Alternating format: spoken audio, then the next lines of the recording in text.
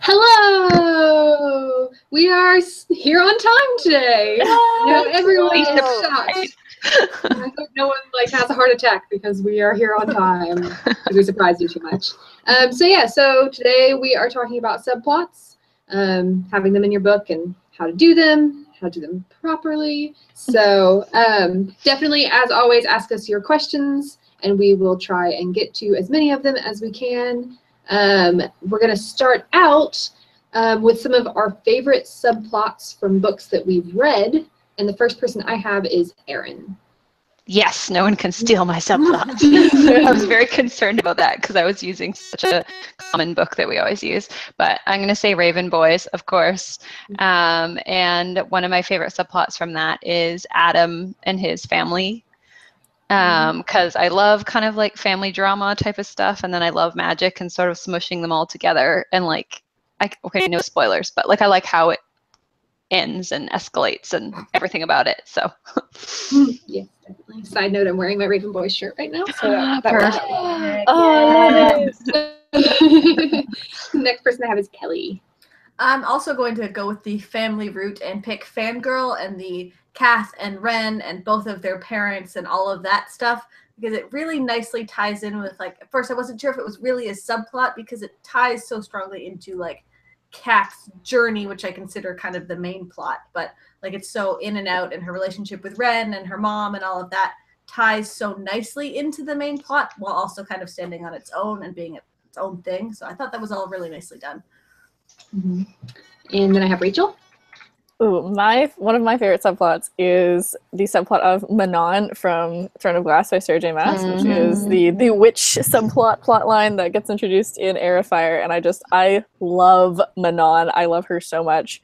I love how we get to see her world and her perspective in the same world, but we just get to see her and her journey as eventually she does get to meet up with the main character, but I like seeing how that whole side of her with all the witches and the demons and everything plays into the plotline later for the official main character. If the books were just about her, I'd probably still be reading them. Right? I think that's pretty much. And I'm like, excuse me, Manon is the best part. now the only good part of those books. Right? Just read the Manon part. Oh man. Next I have Megan. I went with Illuminae. I love a good romantic subplot, particularly when it is different from a normal romantic subplot. And this one with Katie talking to her ex-boyfriend, and it's all over email and stuff because they're split up, and it's just super fascinating. And again, how it ties into the end is mind-blowing, and I love it. And mine is similar. It's Gemina. Oh, hey. So yeah, I was actually trying to figure out which subplot from this I wanted to talk about, because I feel like these books in general do a good job of lots of little things going on that all tie in towards the end. But I really like the whole cow subplot. Oh yeah. It's super gross. And it's at the beginning, you're like, this is really gross, but I don't understand what it has to do with the rest of the story, but it ends up being important, and they use it later on.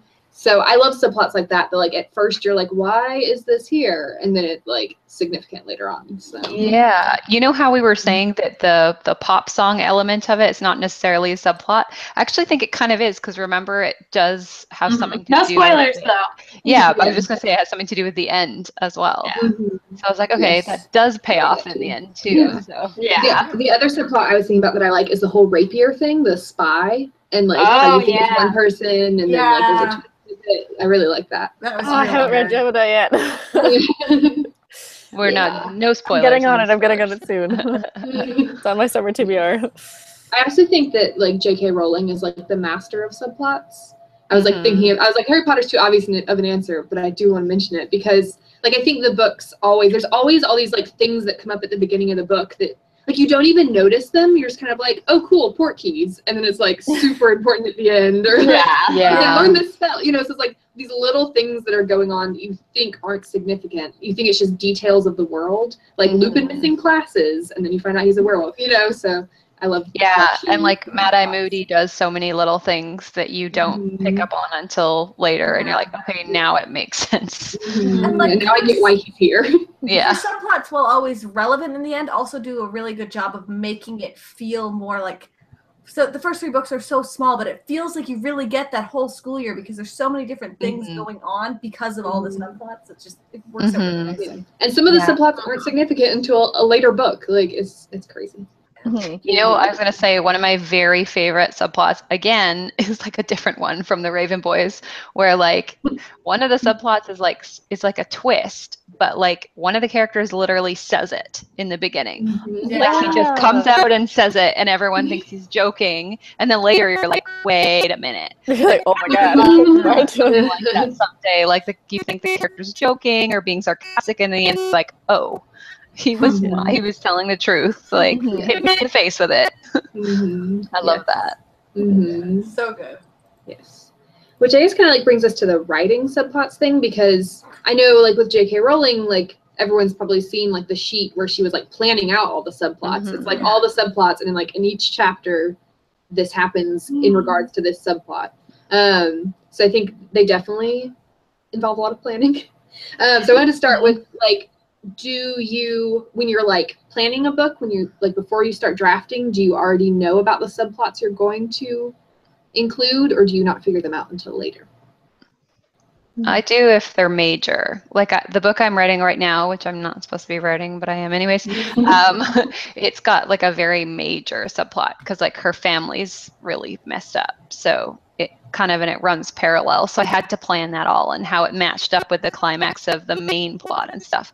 If I don't do that, like nothing's going to make sense. So, but the littler ones, no, they kind of happen organically more, I think, for me anyways. I usually remember like. Oh, you can go. I was at the like some of my first projects were just awful with subplots because I would be like, I should make a subplot, and then I'd write a little bit of it and then like forget about it for like chapters and chapters and chapters, and then just be like, wait a minute, wasn't I like writing about this guy that was doing that thing? And I was like, oh my gosh, I have to like go back, like see if I can edit something in, or, like have a new scene of like, oh yeah, I remember this guy is like back now, like whoops. So that was always hard for me. That's why I make myself, because I will do that too. So I put notes in all of the margins. If I'm like, don't forget this person, and like this in my outlines, I started doing that now, where like I'll like outline it and be like, make sure to like bring this person back, and like this scene like, or you know, meets with person times 2, you know, like that kind of thing. Just, like, sure Otherwise you're like, oh, that guy. Right. Yeah, I usually have like 1 or 2 ideas for what subplots are going to be, but I don't plan them out very much. Like I know that like this character is going to be like learning about this thing throughout the book, but so they don't get included enough in the first draft a lot of the time because I'll mention them every once in a while and forget about them. So it's definitely something I have to like clean up and fix in revisions. But I usually at least have some ideas of what's going on. Yeah. This book is actually taking a lot more time to like figure out, because the one I'm working on right now, like the subplots are a lot more involved in the main plot. And so I like constantly having to stop and think about like what's going on with those subplots. Yeah. Well, in the manuscript that I was working on for a long time, there's so many characters and I do need all of them. And even if I whittled it down to, I think I whittled it down to like 4 people and that I like really need to get in depth. And they of course have their own multiple subplots. So I'm just like, oh, it's fine. And I was like, add like in a couple people, and then you're like, oh my god, what is happening? Like, how many people do I have to keep track of? So it definitely takes some skill and some planning. I think with some of the like how sometimes how subplots come up organically is if you like, because often my subplots don't come up, like we said, until I'm going through for 2nd and 3rd like drafts of the manuscript basically, and that's because that is when the other characters, secondary characters, I think start having their own stories, like I'm fleshing them out. So a lot of the time the subplots are coming from them, if that makes any sense. Usually I'll like most of you said, I'll come up with 2 or 3 subplots, and I figure out how those are going to come together at the end for something big. And then while I'm writing, I might have like a line of dialogue come to me that is interesting, and a secondary character says it, and so I'll make a note of like come back to this and Mm-hmm. see what that's about later. And then in second and third and fourth and 200th draft, I spend the rest of the time like working that through. Mm-hmm.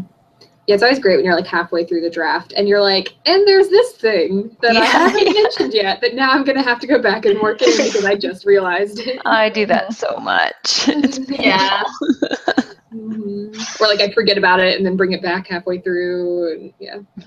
I'm like, oh crap, I haven't talked about this and now it's important, so I need to bring it up. Yeah.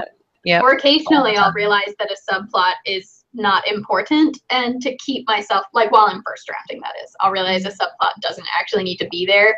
And so I'll just like kill off the character so that I can't go back to it. But then in revisions, it's like, why? Why did you do that? Just get rid of it. Just well, we all know, Megan, that your solution to everything is just to kill off a character. You're just bloodthirsty, so naturally.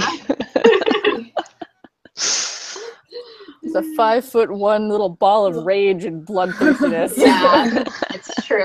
I don't know why. Like, I could just start writing like that character isn't there anymore, but for some reason, like killing the character off is the thing that tells me you can't go back to them. They are done.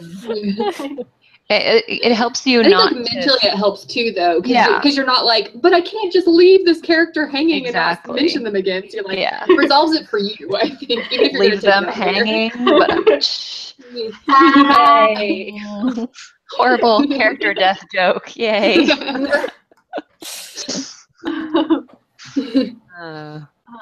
We Do we have any questions yet? Yeah, we do. Okay. Thank you so much for your questions, guys. Feel free to ask any questions in the discussion section. We had a question from Ife. How do you make sure your romance subplot develops realistically, and how do you make it different from the usual? They meet, they talk, they're in love, happily ever after.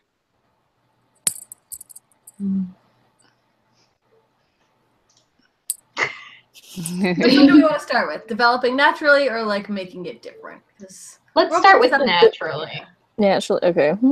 Let's say, well, I'm trying to think of actually like one book that I was just kind of thinking of is the main love interest. Like so like whenever you read a book, the first opposite sex character that's introduced, you're like, that's the love interest.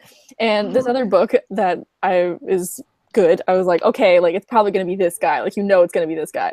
But they are in just this intense situation where they're like having to take down a government, and there's like all this secrecy going on. She's like trying to learn powers and stuff that she doesn't even think about that until I think the second book, when she's like, you know, he's like really attractive, but you know, we're also like trying to do this other thing right now, so like maybe not at this very moment. So that kind of thing where it's like, is it realistic that they would start flirting with each other in the middle of a battlefield, or should they, you know, maybe just be like, yo, you and me, like, let's do this thing, and then, you know, like, we'll figure out our feelings later. Just like be what's actually happening in your outside world at the moment. Although when it comes to like YA and insta love, I think not insta love, but insta like attraction, chemistry, and like hardcore attraction URL I think about is not that unrealistic. Like, you're not in love, you're not going to be happily ever after forever, but it's not that, like, you can be imagining it, or you can be, like, really into this person, probably more than you should be. That, like... That's true, but I tend to agree with Rachel because, like, most teens, as a teen, I was speaking more generally, not, like... in generally, okay. It really depends on the genre you're writing and your story. Right, genre. Most if your people character has time to fall in love. Save the world or whatever. Never during, like, a battlefield, but... Yeah. But even in Hunger Games, like, romance is not that important to her because she's got a lot of other crap to be dealing with, you know? But then that actually is because they bring the subplot in because the other people want it. So then she's like, okay, well, now I have to. So, but, you know, like that works out.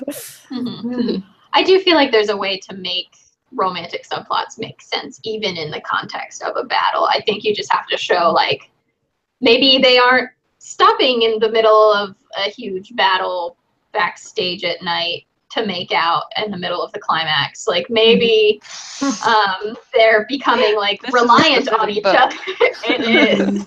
I know, because it still bothers me. But like, maybe they come to rely on each other on the battlefield. Maybe you show them fighting back to back, passing weapons, saving each other's lives, and that is like my favorite kind of romance, because I'm like, no, you have a relationship that isn't just like, we need to make out because we might die. Yeah, exactly. Yeah, I was Like gonna how say, like, aware your point of view character is of their Yes. romantic interest of like you're in a life or death situation that you're trying to stay alive, but you also really hope that person stays alive. Yeah, I was gonna say, like, I think the key to a natural romantic subplot is all of the little moments between the characters. It's not necessarily like the moments where they're like, wow, this person's really hot, or the times where they're kissing. Like, it's all about the build up to the kiss, really. And so it's like all the little build up, the moments where, where they're fighting together and they're totally in sync, or like one of them like saves the other, like little things, you know. Or if, you know, you're not in a battlefield, you know, like accidentally brush hands, or, you know, like catch each other's eye for like a little bit too long, like that kind of thing. Because you're not just gonna meet someone and be like, damn, like let's go right now, like just right now. Like you're not gonna, I mean, I don't think you're gonna do that. Like if you do, like you go, but like, you know what I mean? Yeah. And I've definitely experienced some books, like one in particular I have in mind, that like was like action, action, action, and then like a giant pause in the middle. Like she goes back to his house and he's rich, and then they like make out on his bed, you know. and then the action just resumes, and I was like, what just happened? That was like I know what really you're talking random. You probably do, because we probably ranted about this before, but it just seemed like an intermission almost, and I was like, okay, there's a lot going on. She's just like killed people and stuff, and now they're like, yay, let's make out. Okay. And I think there could be natural pauses in action, where like maybe one army retreats or something, and you have like a night where like a moment together. Yeah, like the eye of the storm kind of thing. Of course, like, yeah. But it has to feel just natural. randomly pausing. Yeah. So your reader's not like, what the heck? Be right back. Yeah. And I think you have to decide, like, pacing wise, where do you want this romantic arc to end for this book? Like, if it's a series, is your arc ending on the first time they kiss in book one? If it's a standalone, is your arc ending when they're like happily ever after or happily for now? And you need to pace out up to that point. Well, if at the end of the first book they are only going to have kissed once or something, then what needs to happen at the midpoint? You need to have some moment where they acknowledge that they have feelings for each other, but because of X, Y, or Z, they're not going to get together. And then fill in all the blanks up to that point, like what needs to happen for someone to realize that, and then what needs to happen to stop them from making out right then and there.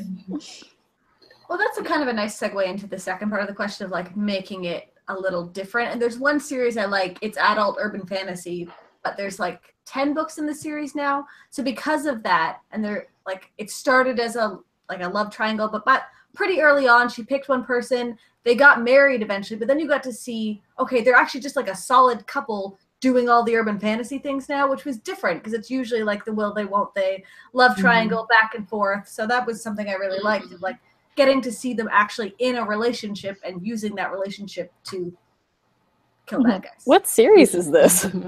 Mercy Thompson. It's by Patricia Briggs. It's the best. Yeah, that's so unusual. That's really different. I like that. Yeah, I think it's that such a long-running series. You couldn't keep going back and forth. Yeah, like, definitely. She's clearly not actually in love with either of these people. So. Right. Yeah, related, I think like one of the like kind of like tropes of romance in books that can get frustrating. Like I enjoy it sometimes, but yeah, when like the whole obstacle to the relationship is the will they get together, and like getting together is the end point of the relationship, where like in real relationships there are other obstacles and other things that can happen. And I actually like, I really appreciate when like maybe at the end of book one the characters do get together and then they like work on things together in later books. Like I think that's totally doable. And sometimes, especially as YA writers, I think we fall into this trap of like the characters can't fully get together until the last book. We're like, or like if they do get together, then they have to break up. Like they don't have to. Other things. Or someone's kidnapped and they can't see each other in book two. Yeah, well, so they can totally support each other and work together. And then you have problems in book two, and then you have more problems in book three that somehow end with y'all getting together, and then like then everyone's happy. Yeah, that's like I absolutely love the series, the To All the Boys I've Loved Before series. Like I adore it.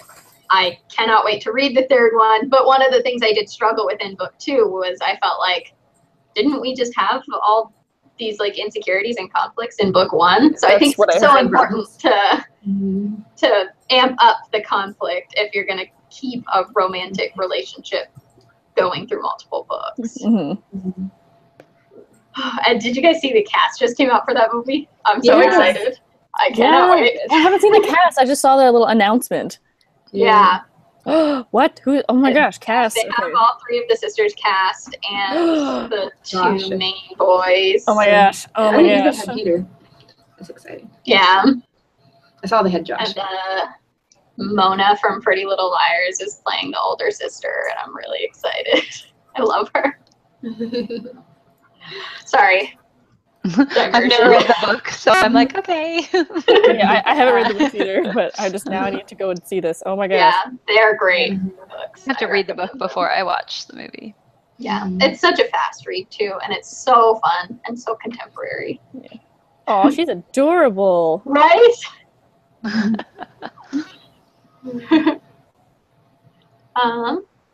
We had a question from Shanice. How do you know whether the first book is the right moment to have a romantic moment with your characters? Like, how do you decide? I mean, it's really your choice and how their like relationship is built up, I think. There's no like right answer for all books. Yeah. Some people, see each other and by like next week they're dating, and some people see each other and then just don't talk for like 3 years.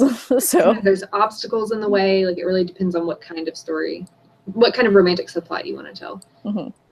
Because like I have one book where like they get together, but then at the end they have to separate, and I have another book where like by the end of the book they have had nothing. Like, romantic feelings are just starting to appear at the end of the first book. Like, it really just depends. I think it really depends, like, too, if it's contemporary or fantasy or what the heck is going on in the world, like we said. If you're planning on a series, that changes things.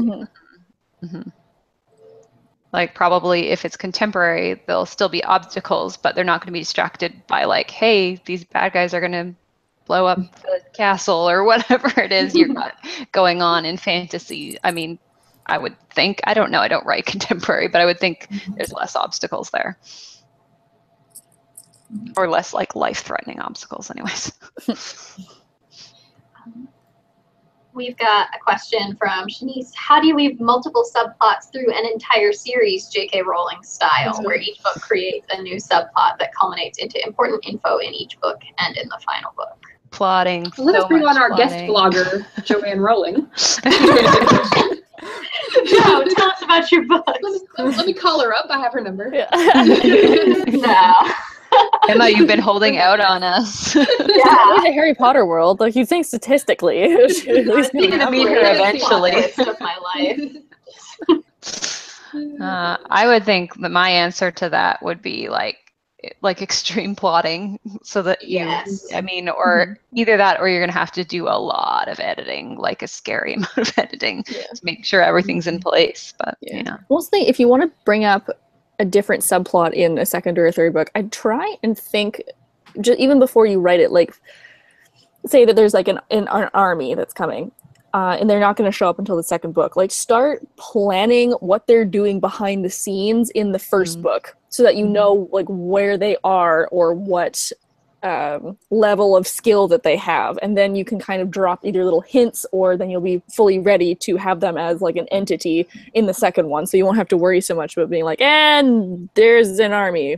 Yeah. And here they are. Also depends on what kind of writer you are and how much of a plotter and how much of a pantser you are. Because some writers are like J.K. Rowling, where they know like all the subplots of the 6th book before they start writing the first book, and so they can weave those things in because they know it.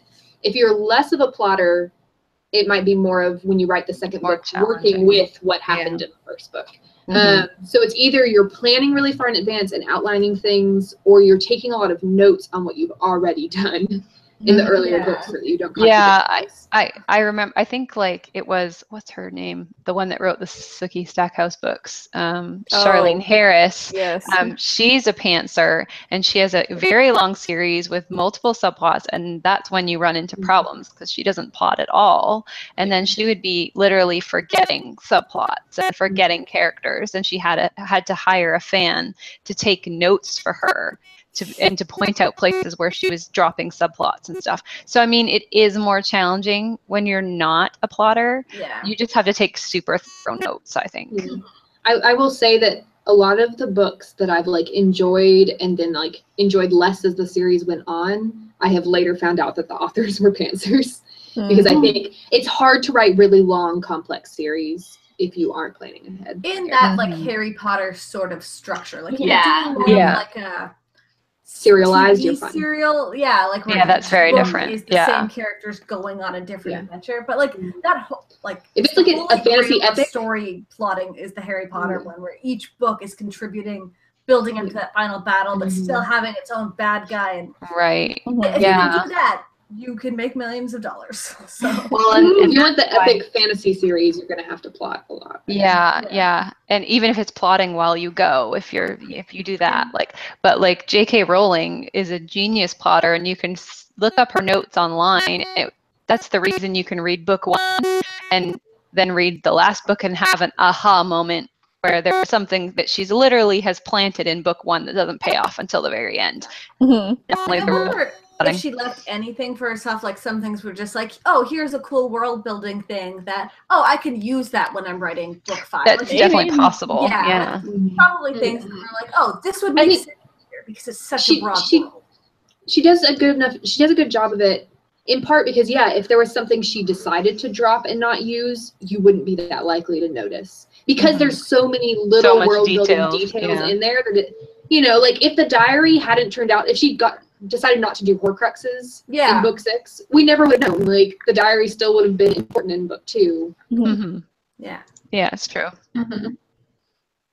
I think too, one of the things you can keep in mind if you're planning to self-publish is that you could write all of the books first. You can't do that as easily if you're traditionally publishing, but for indie publishing, if you want to pants it and see what happens, you can write all the books and then go back and fix them all and have like a really cool. Can't you in theory do that traditional publishing too? You're just risking that it's a waste of time. Yeah, no one can stop you from writing those books. Risk. It's a huge risk because the problem is you could sell book 1 and you could have already written all of book 2 and 3, and the publisher says, no, we want to take it in a totally different direction with the plot. Yeah, exactly. And then it's your choice if you want to waste the time doing that. I mean, how many books have we all written that were in the end not books that were getting published? Yeah, I mean, that's true. I still wouldn't do it because I would cry if that happened to me. I am open to the idea of doing it, but it's one of those things where like I am very aware that they could ask me to change something that would change everything and I would have to rewrite, and I'm only going to write second books on series that I am okay rewriting. Yeah, I would only write second books. Like I would outline a second book, but I would absolutely not start writing it until I've sold book 1 and have like a 2 or 3 book deal. I think if I was doing something really like detailed and complex series-wise, I would do like a really detailed outline. Yeah, that's what I was going to say too. They'll usually you're going to learn something from it either way. Yeah. Well, and they're going to ask you for that anyways when they're wanting their synopsis and everything. So it's never a waste of time to do that. Also, because I will just forget the things I was planning to do. So. That's fair. I'm like, I had all these plans. I don't know what they were. Yes. Been there, done that. I'm gonna mention this random magician in book 1. I don't know. What was it? I'm sure I have a plan.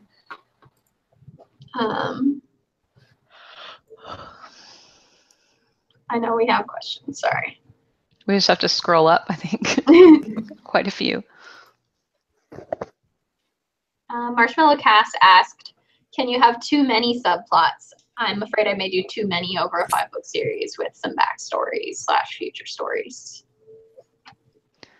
I definitely think you can overload, but if you got 5 books, that's a lot of material. So yeah, it's how much time you're taking to figure out how you're going to weave it in. Because if you try to count the number of Harry Potter subplots, there's a lot going on there.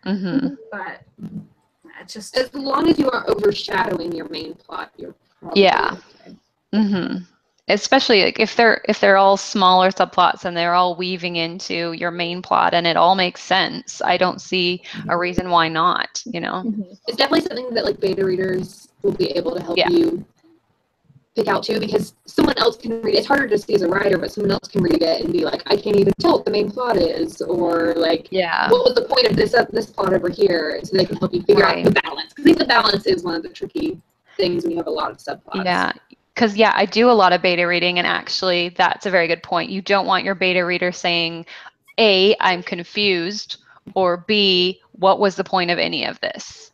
Because that's when you know you have a subplot that either isn't effective or you've got too many subplots. Mm-hmm.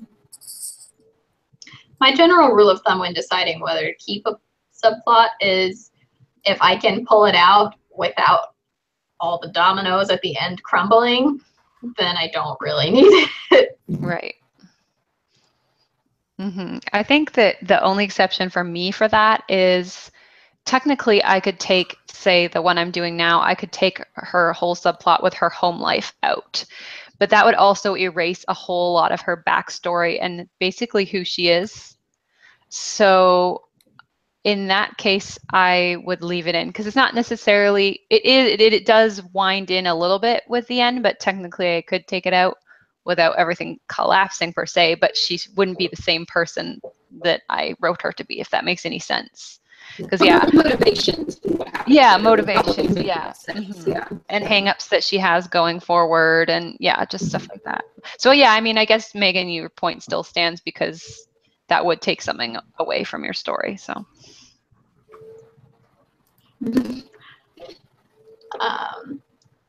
We had another question.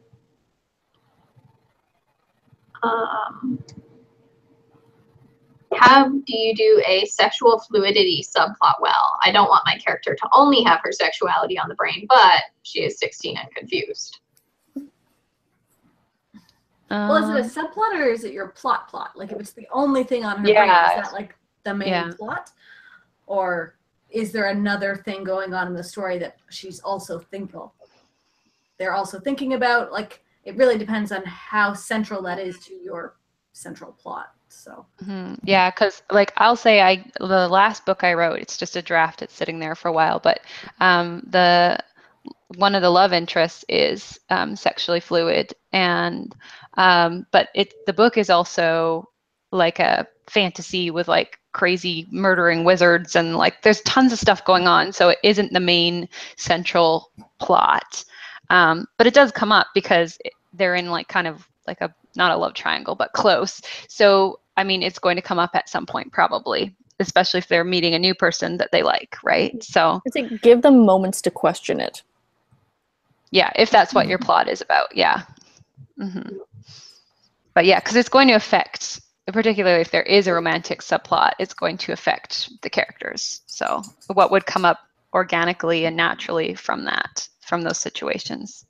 Mm-hmm. Yeah. I mean, I guess you don't want your characters sitting around just like inner monologuing for like 5 pages. So don't do that. But it's totally fine if it comes up and your character's thinking about it a lot. It's really hard. There's a 16-year-old who's like. Of course they're going to be, yeah.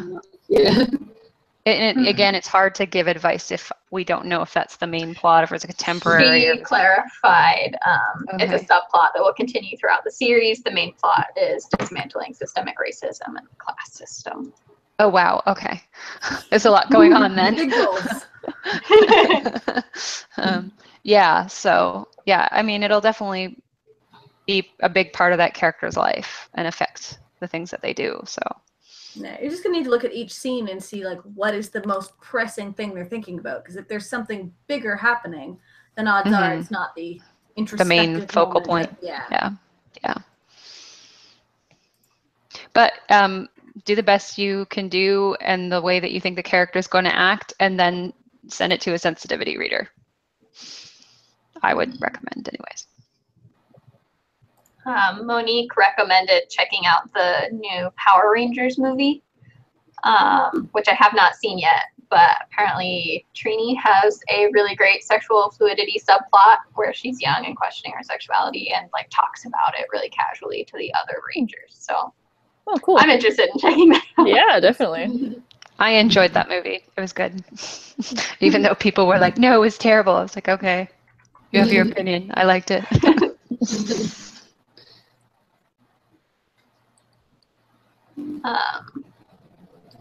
We had a question. I can't find it, but I remember the question. It was basically like, how do you feel about subplots in first books becoming main plots in second books? I love it. I'm a fan. Yeah. Like I said in the beginning, I like when subplots become more important over time. Yeah, I think it's fun to expand on them, especially when you think something, you're like, oh no, like it'll resolve itself, and then it just doesn't, it just gets bigger. Yeah. It's like the worst thing, but also like so interesting. Yes. We had another question. I know all your subplots should tie back to the primary plot, but what about when you use a minor character's arc as a subplot where it's more about their story and their goal than the main character's story and goal? I'm going to say, why does it need to be in the story? That's what I would ask. Mm-hmm. Yeah, and how does it relate to the main plot in your character, your main character? I mean, I don't write literary fiction. I have read that done in literary fiction where it's like very separate from the story, so I can't say anything about that. But like, if that side character's like motivation and story influences your main character's story, or they're like a foil to your main character, they have like opposite motivations. Those sorts of things can work. But if it's just kind of like a random, there's this other character who's doing this thing, this, it might not need to be there. Yeah, again, that's a whole thing for beta readers. They could say, hey, this was just, I don't know why it was here, or it distracted me, or see how that's received. And you can definitely, like, after a beta reader reads it, if they don't mention it, ask them about it. Be like, what did you think about this side plot? Yeah. I have read, like I said, literary fiction where it's almost like a theme, like they're completely different stories, but they're not necessarily side characters either. They have their own plot that is not related to the other plot, but there's something that still links them. Like either they meet up way in the future, or they go to the same places in the town that they're in, or like they have a similar journey. Like there's always something linking them, even if they don't ever end up meeting each other. And again, that's more like a literary fiction thing, but it can be done well. Yeah, it kind of makes me think of Nicola Yoon's The Sun Is Also a Star, and how there's all these random little characters that you'll get little bits of their story, and some of them don't even ever meet the main character, or they briefly meet the main character, but their story in some way influences. Exactly. And that's so well done. I love it so much.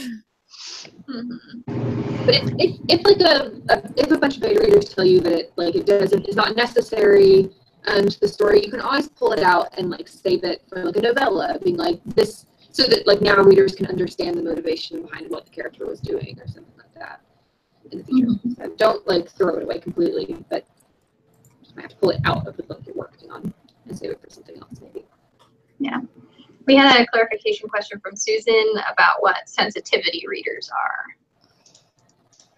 Sensitivity readers are it's basically when you're writing a book, usually a book with a character whose experience is outside of yours. Although also, I think it can be a good idea, even if you are writing within your experience, just to get a second opinion, because everyone's experience is different. So let's say I, as a white woman, was writing a book about a Mexican-American main character. I would want a Mexican-American to read my book and tell me if I'm totally screwing things up. Especially if Emma were to write a book like about a Mexican-American character that was very much like around his heritage and culture. Like it's a bit different if you're like, it's a sci-fi and he's in space. It's a bit different. I mean, you can still get a sensitivity reader, but especially if you're writing like Maggie Stiefvater's new book, which is like set in Mexico. She has, I think, 3 sensitivity readers. It's always a good idea to make sure that you're doing your research and then that you're not going to like really offend people, basically. Yeah. Race or gender or mental illness or that kind of thing. Yes. Yeah. And even like Erin was saying, like even if it's a character in a fantasy world or far in the future, it can be a good idea because it may not be that you're like representing them wrong, but it could be that you include something that's a stereotype. Yeah. And so you want to catch those things, because a lot of times if that isn't your experience, then you might not realize. You might not have any idea that you've put something incredibly offensive in there. Yeah. Yeah. Exactly. So it's definitely a good idea. And also it's a good idea to make sure sensitivity, unless they're like a really good friend or even then, it's a good idea to make sure sensitivity readers are being paid for their work. Yeah. Because it is a lot of work, and sometimes if your work is problematic, it can like be like difficult for them to read it. So I know a lot of people now who are going through traditional publishing, a lot of times publishers are starting to pay for the sensitivity readers for you. So I would suggest waiting at least until you have an agent, maybe until you have a publisher to do that. But if you have the money and you want to do it, you can totally do it on your own and pay someone. Yeah, I personally would wait until you have either, agented and are going on sub, or you have a book deal, and then you can ask your publisher, hey, can you pay for these sensitivity readers? And if not, it might have to come out of your pocket if your pub isn't going to do that.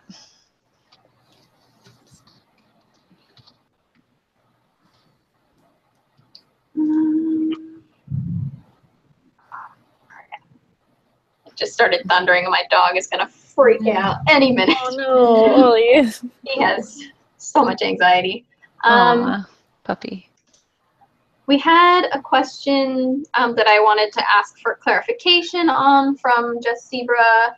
You asked, can a subplot be a secondary plot in your story? Kitty. In general, yeah. Like, say hi. I think of subplot as secondary, so yeah. Same thing. It's okay, let go, muffin. Typing. There you go. She wants to join the chat. She does. She wants to go under my bed. Like, I have opinions. She's like, I have opinions on I this. have opinions about subplots. As a cat. It should all be about cats. Everything should be about cats. Oh, now I want to put cats in my book. You have a witch book. I do have witches. Yeah, what am I there should be thinking? Like, I'm literally writing a note right now, you guys. Do It's it. your fault. Include cats. cats. There, I wrote. Yeah, I think secondary plot is another way of referring to subplots. Yeah. So if that doesn't answer your question, please feel free to be like, you didn't answer my question. Please clarify. Oh, did anyone else not hear the end of that? Yeah. Oh, yeah. It's got Just a very little high pitch. So many audio things. Yeah, you sound really weird now. no. Yeah. Yeah. Apparently, I was breaking up She a little can't bit leave, too. so. She's trying to fix it. While she's trying to fix that, I had some questions, most of which have been asked by our viewers already, so good job, everyone. But I was going to ask how everyone handles subplots in revisions, because I am not very good with revisions. Do you separately outline a subplot, or do you like figure it out within the outline of, like, when you're revising? I don't know how to ask this, but when you're revising, like, what do you do with your subplots to make sure that you're like fleshing them out? And Yeah, we get it. We understand Yes. you. I'll look through my manuscript until I can find one. Then I'm like, I feel like I've written a lot about this, and then I'll just go through the whole thing and make notes on where it shows up, or if I should add it in somewhere, that kind of thing. So that's like first draft, and then second draft is actually writing it all and reorganizing it. Yeah, I'm going through this right now. I find Scrivener actually incredibly helpful for this, even though it does make me want to stab someone occasionally. But I find it helpful because they've got the cork board, and then you can arrange the scenes in different ways. So I actually write in a Word doc, move it over to Scrivener, and then I can see it all laid out and see what my subplots are. And then I'll actually write out by hand my subplots and make sure they're completely fleshed out, and then go in and write whatever new scenes. And I will do one at a time, so it's not overwhelming and confusing. Yeah. That was mostly my question.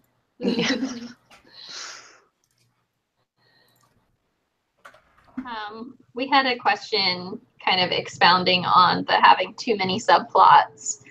How do you decide which ones to whittle down when you know you have too many? which we talked a little bit about. It's a tough one. Yeah. Well, again, if you can cut it out and nothing Yeah. happens, then get rid of it. Yeah. Or if you can maybe combine two. Mm-hmm. Done that before. Well, and it should be like, you should be getting, probably if you know that you have too many, it's because somebody has given you that feedback, usually.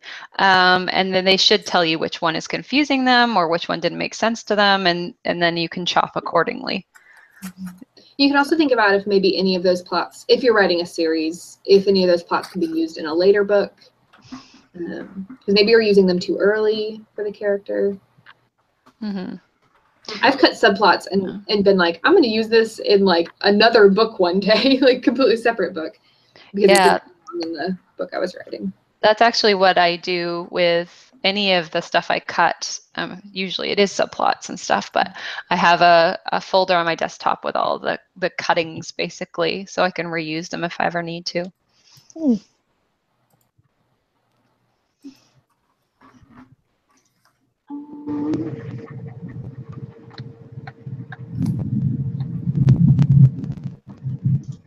I hear like loud rumbling sounds. Yes. That's thunder. Where I am. Oh wow! Scary. The South.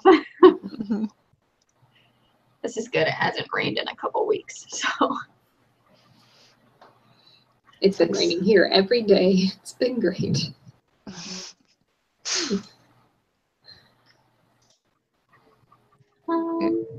We had a question from Marshmallow Cass asking, is it silly to worry about using swear words in a YA book as well as sex?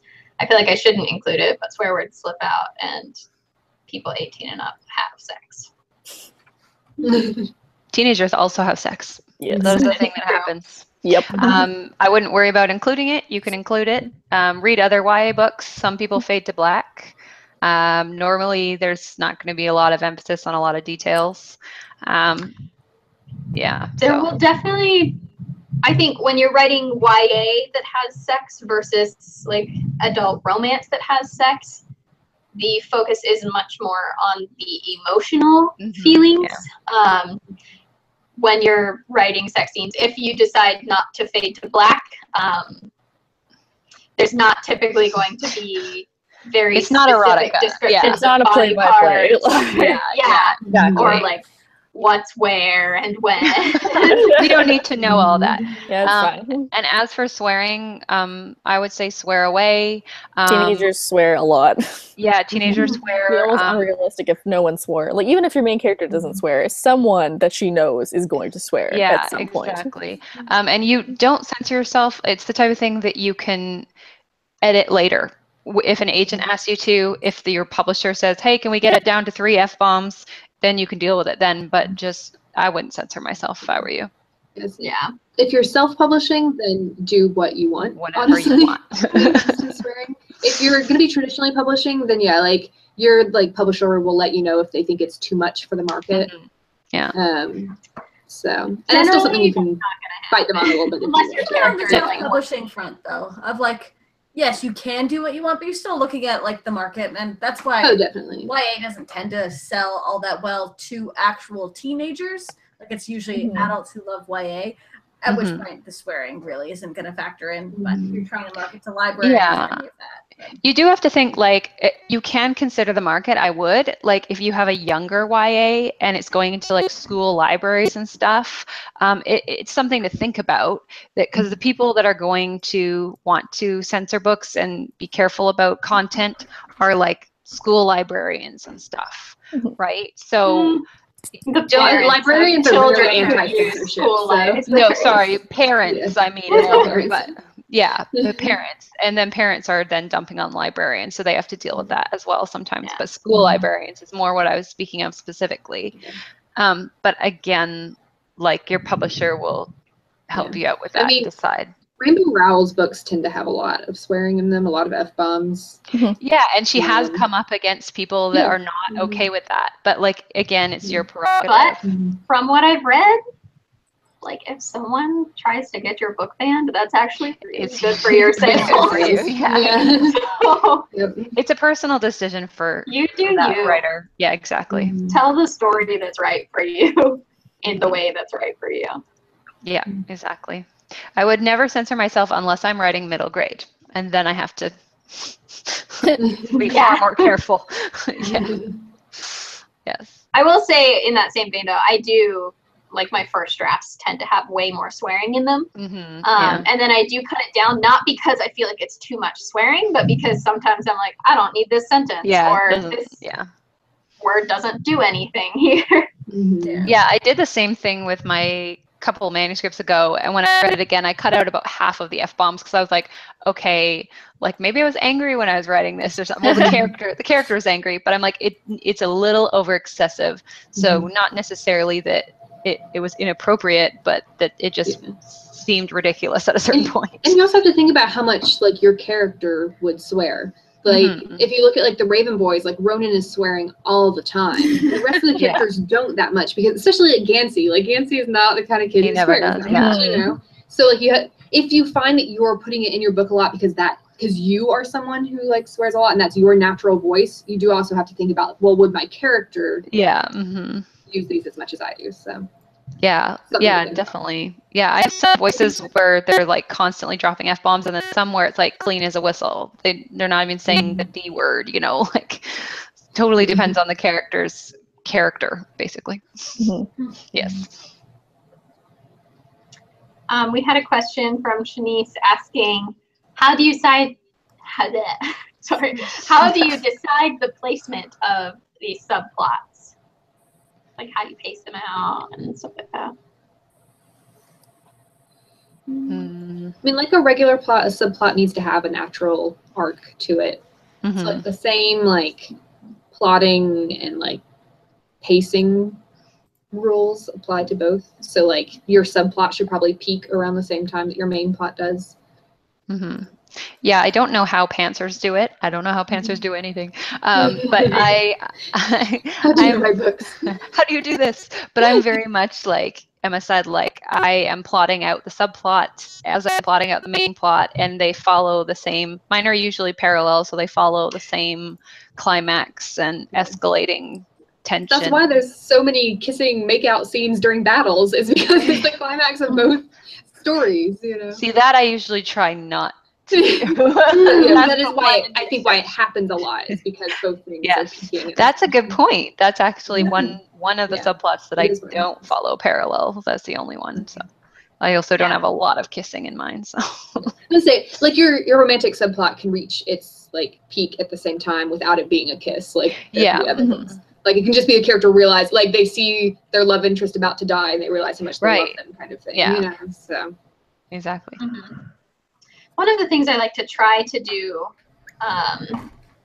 though, like the same general arc is happening, and like I want all of my subplots to climax at the same time as like the main plot. I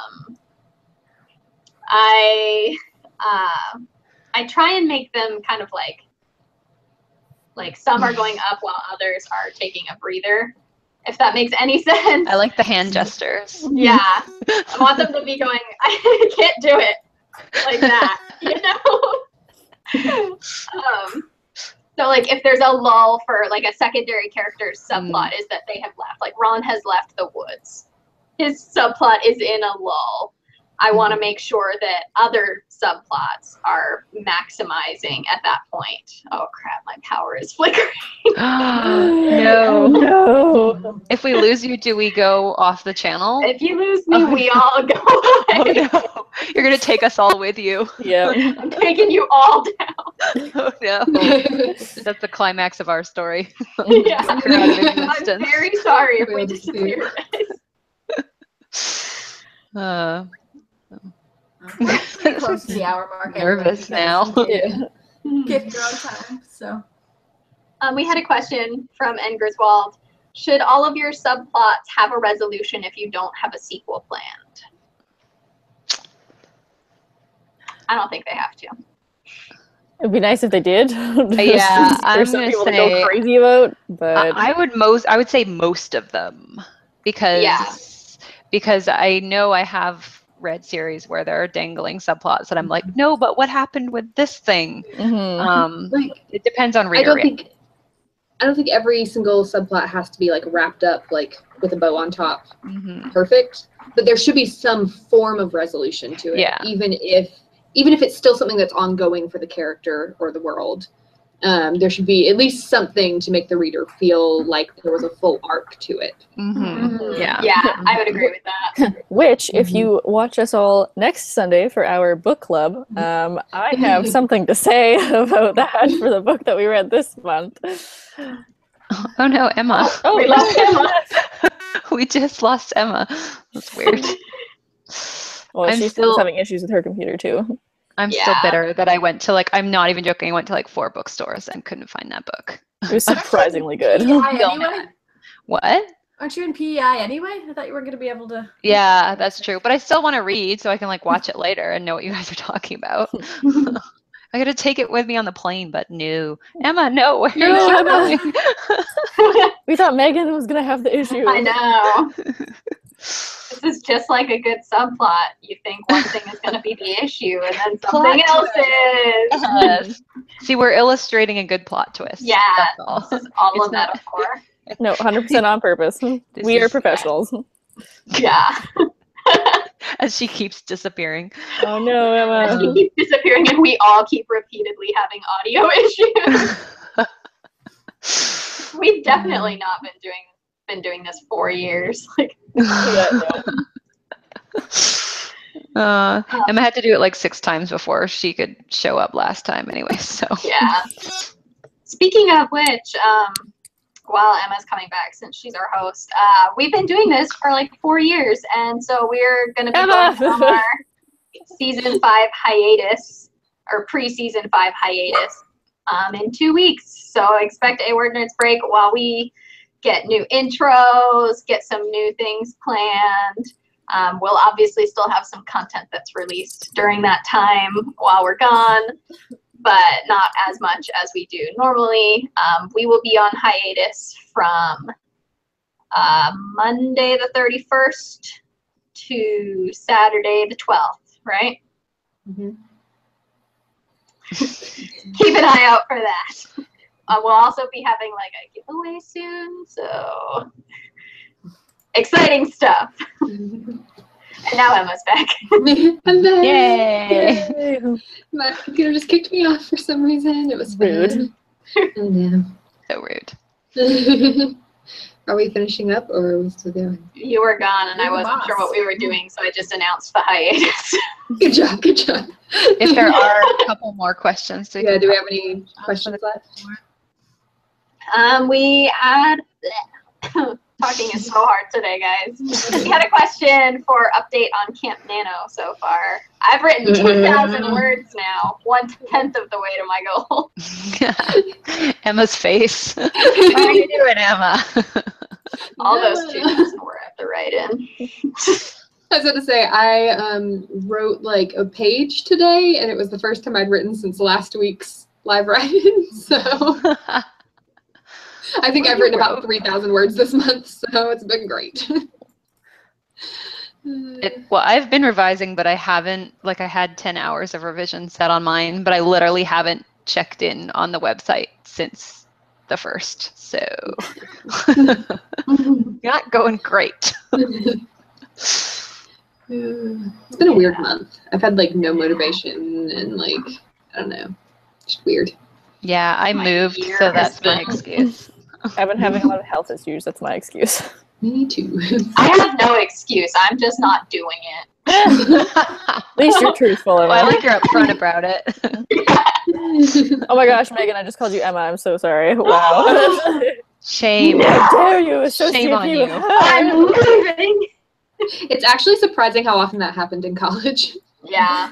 People would like mix us up, and we're like, we don't look alike. You don't look at all similar, so that's weird. Your names aren't Spent a lot of similar. time together. Yeah, that's probably it. And the more time we spend together, the more alike we become. So Yeah. You're just starting to merge into one person. Finish each other's sandwiches. Exactly. Yes. It was actually because Megan was like consuming my like My soul. your soul. Your life force. As you do. Ginger. How do you make her hair grow so fast? Yeah. If So does that gingers answer the eat question? souls, does that mean Rachel eats more souls than Megan? Yes. Okay, just I checking. have one. She's got more. I have one freckle for every soul. Ah, you know I'm going to be writing a character that does that soon. Oh, I've been trying to write a character like that for so long. All right. Well, if that's all of our questions, I guess we will end this. On exactly the Right on time. What is happening with us today? Today. Wow, It's been we're here for on the rest of this month and how none of us have gotten anything done. right, right. So yeah, this is it for tonight. Thank you for being here and for all of your awesome questions. We will have videos all this week like normal. And then next week is our book club, 1,000 Pieces of You by Claudia Gray. So if you haven't read it, you definitely should. It's a very fast read. I think we all read it pretty quickly. A day and a half. Yeah, exactly. Except for Erin. So definitely, because Erin can't find it anywhere. So definitely read it. And I think it a couple days ago was really cheap on Amazon. So Yeah, maybe it's still is. $6 for Kindle. There you go. So, which means it probably is for the Nook as well, because they usually price match. So yeah, so definitely read that, and that will be our last chat before the hiatus. So read it so you can join us one last time for a couple weeks. Yay! And we will see you later. Bye. Bye.